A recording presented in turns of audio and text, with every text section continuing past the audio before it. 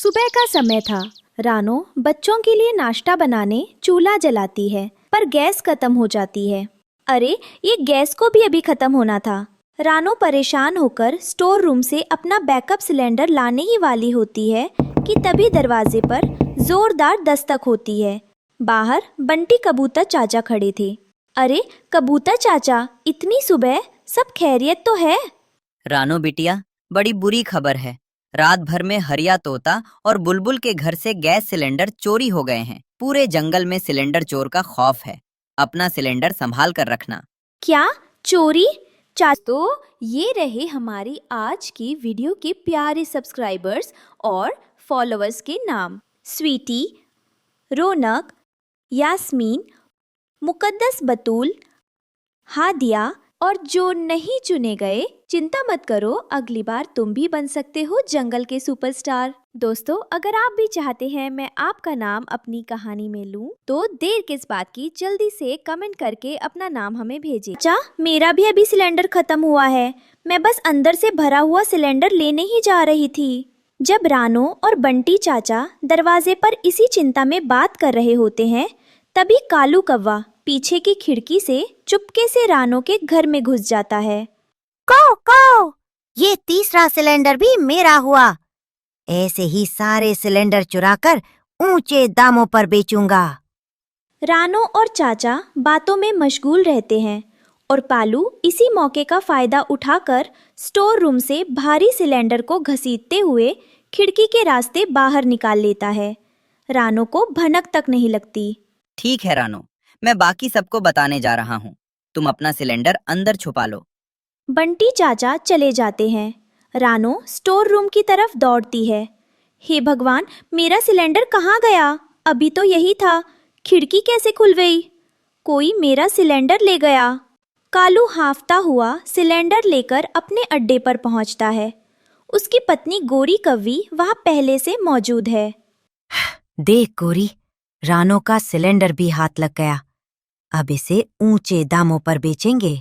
कालू, तुमने रानो के साथ अच्छा नहीं किया। अगर पकड़े गए तो जंगल वाले हमें नहीं छोड़ेंगे। पकड़ेगा कौन? सब तो बंटी कबूतर की बातों में उलझे हैं। तू बस इसे इस चादर से ढक दे। कालू कौवा और उसकी पत्नी गोरी कव्वी एक बड़े पत्थर के पीछे छिपा हुआ सिलेंडर देख रहे थे। गोरी डरी हुई थी, लेकिन कालू उसे चुप करा रहा था। कालू यह सिलेंडर बेचने नहीं, बल्कि अपनी बीमार माँ के लिए खाना बनाने के लिए लाया है, लेकिन वो ये बात किसी को नहीं बता रहा। कालू, ये तुमने अच्छा नहीं किया। रानो बेचारी कितनी भली है, उसके घर से सिलेंडर उठा लाए। चुप कर गोरी, दुनिया बहुत जालिम है। अगर मैं चोरी नहीं करता तो आज हमारी रसोई भी ठंडी होती। रानो के पास तो फिर भी मदद करने वाले बहुत हैं। उसी जंगल में बुलबुल का पति हकला बल्लू सुबह सुबह अपनी चाय के इंतजार में बैठा था। बुलबुल, मेरी चाय कहाँ है? सुबह से गला सूख रहा है। चाय कहाँ से लाऊं? चूल्हा जल ही नहीं रहा। रात को कोई चोर हमारा भरा हुआ सिलेंडर उड़ा ले गया। अरे, मजाक मत करो। सिलेंडर क्या पंख लगाकर उड़ गया? चूल्हा जलाओ जल्दी। हटो सामने से, दिमाग मत खाओ। पूरे जंगल में सिलेंडर गायब हो रहे हैं और तुम्हें चाय की पड़ी है। अब लकड़ी जलाकर बनाओ खुद ही। रानो हरिया तोता के पास मदद मांगने जाती है। हरिया अपनी पत्नी और बच्चों के साथ बैठा है। रानो को वहाँ कालू कौवा मिलता है, जो बड़े ही प्यार से रानो को सांत्वना दे रहा है, जैसे उसे कुछ पता ही ना हो।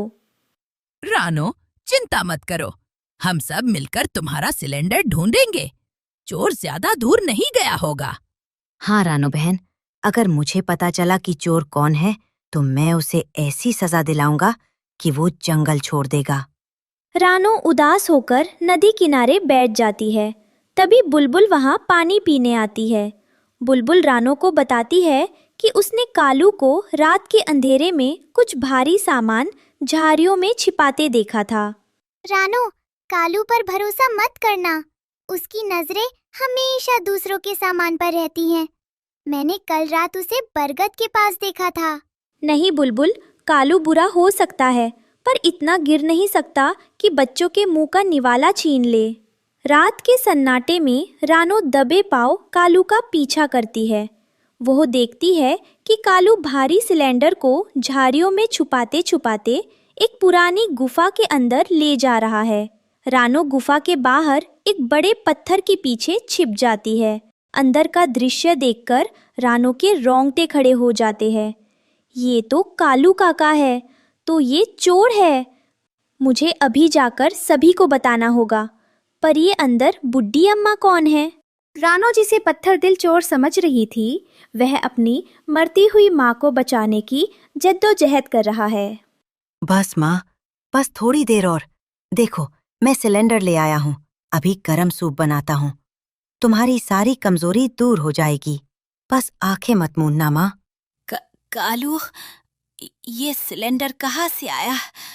तूने कहीं गलत काम तो नहीं किया? मुझे डर लग रहा है बेटा। क्या जवाब दूं माँ को? रानो बहन, मुझे माफ कर देना। तुम्हारे बच्चों के मुंह का निवाला छीनकर मैं अपनी माँ की जान बचा रहा हूँ। मैं चोर नहीं बनना चाहता था, पर कोई मेरी मदद को तैयार नहीं था। मजबूर हूँ रानो, बहुत मजबूर हूँ। रानो बाहर खड़ी सब सुन रही थी। उसकी आंखों में गुस्सा था, पर अब वह आंसुओं में बदल गया था। अगर मैं अभी शोर मचाकर सबको बुला लूं तो कालू पकड़ा जाएगा, लेकिन उसकी बीमार माँ बिना खाने और दवा के मर जाएगी। रानो एक बड़ा फैसला लेती है।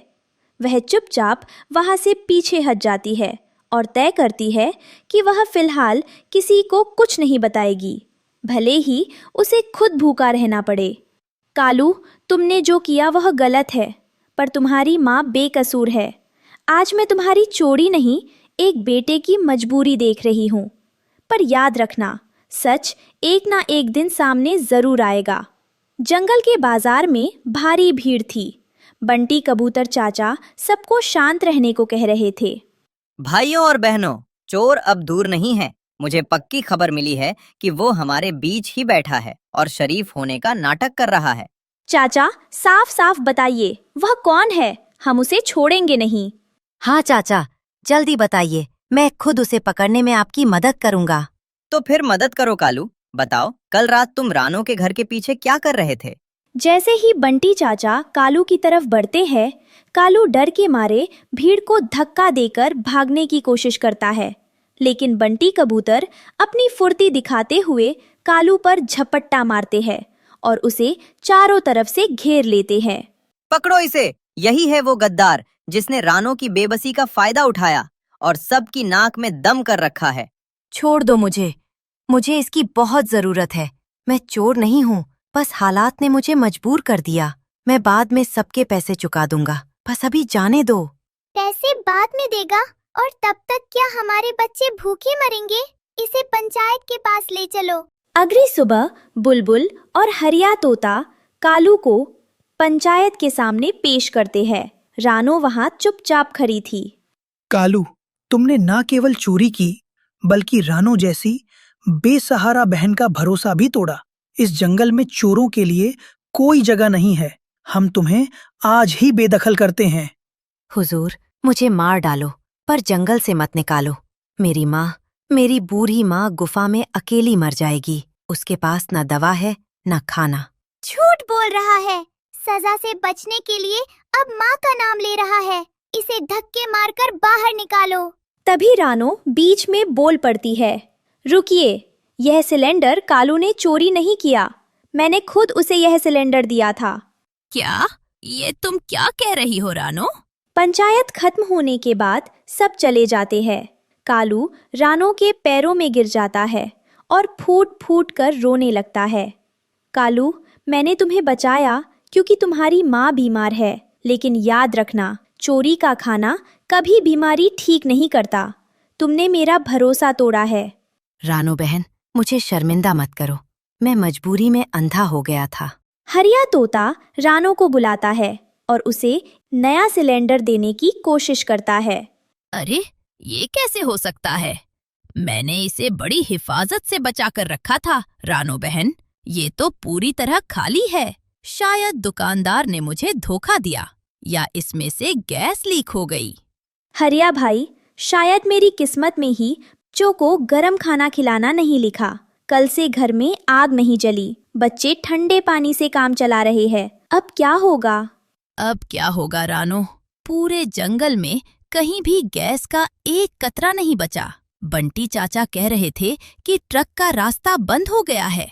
अब तो सिर्फ पुरानी सूखी लकड़ी की आग का ही सहारा है। पर बारिश के मौसम में सूखी लकड़ी कहाँ मिलेगी? लकड़ी की आग से तो खाना बन जाएगा, पर छोटे बच्चों के फेफड़ों में धुआं जाएगा। और हरिया भाई, बूढ़ी कालू की माँ, वह तो धुएं से और बीमार हो जाएगी। क्या हम सब अब भूखे रहेंगे? लगता तो यही है। आज से जंगल में अमीरी और गरीबी का फर्क खत्म हो गया है, क्योंकि अब सबके चूल्हे ठंडे रहेंगे। हमें एकजुट होकर कुछ सोचना होगा। स्कूल में छुट्टी का समय है। बंटी कबूतर, हरिया तोता और रानो चिड़िया के बच्चे एक साथ बैठे हैं। तभी कालू कौवा का बेटा वहां आता है और सब उसे चोर का बेटा कहकर चिढ़ाने लगते हैं। मेरे पापा सबसे बहादुर हैं। उन्होंने कल चोर को पकड़ा और सबको बचाया। और मेरे पापा ने सबको सावधान किया। हमारे घर में सबसे बड़ा गोदाम है। क्या मैं भी तुम्हारे साथ खेल सकता हूँ? हटो यहाँ से, तुम तो चोर के बेटे हो। तुम्हारे पापा ने रानो आंटी का सिलेंडर चुराया था। हम चोरों के साथ नहीं खेलते। रुको, इसे चोर मत कहो। मेरी माँ कहती है कि इंसान से नहीं, उसकी बुराई से नफरत करनी चाहिए। मेरी माँ सबसे महान है, क्योंकि उन्होंने कालू अंकल को माफ कर दिया और उनकी बीमार माँ को मरने से बचाया। रानो के बेटे की बात सुनकर सब बच्चे चुप हो जाते हैं। तभी कालू का बेटा रोने लगता है और बताता है कि उसके पापा अब बदल गए हैं और वो पूरे जंगल के लिए कुछ बड़ा करने वाले हैं। मेरे पापा बुरे नहीं हैं, वो तो बस दादी को बचाना चाहते थे। रानो आंटी ने हमें माफ करके हमें नया जीवन दिया है। चलो, हम सब दोस्त हैं। आओ मिलकर खेलते हैं। कालू कौवा अकेले पहाड़ पर बैठा है। उसे वहाँ एक पुरानी गुफा में कुछ पुराने भरे हुए सिलेंडर मिलते हैं, जो सालों पहले वहाँ छोड़े गए थे। भगवान का शुक्र है, अब मैं रानो का उधार चुका सकूंगा और पूरे जंगल की मदद कर पाऊंगा। कालू भारी सिलेंडर घसीटते हुए जंगल की तरफ ला रहा है। उसकी हालत खराब है। रास्ते में उसे कुछ शिकारी चील मिलते हैं, जो उससे सिलेंडर छीनने की कोशिश करते हैं। ऐ काले कौवे, रुक जा। ये भारी सामान यहाँ छोड़ दे और अपनी जान बचाकर भाग, वरना हम तुझे कच्चा चबा जाएंगी। नहीं, जान दे दूंगा, पर ये सिलेंडर अब किसी गरीब का हक नहीं मारने दूंगा।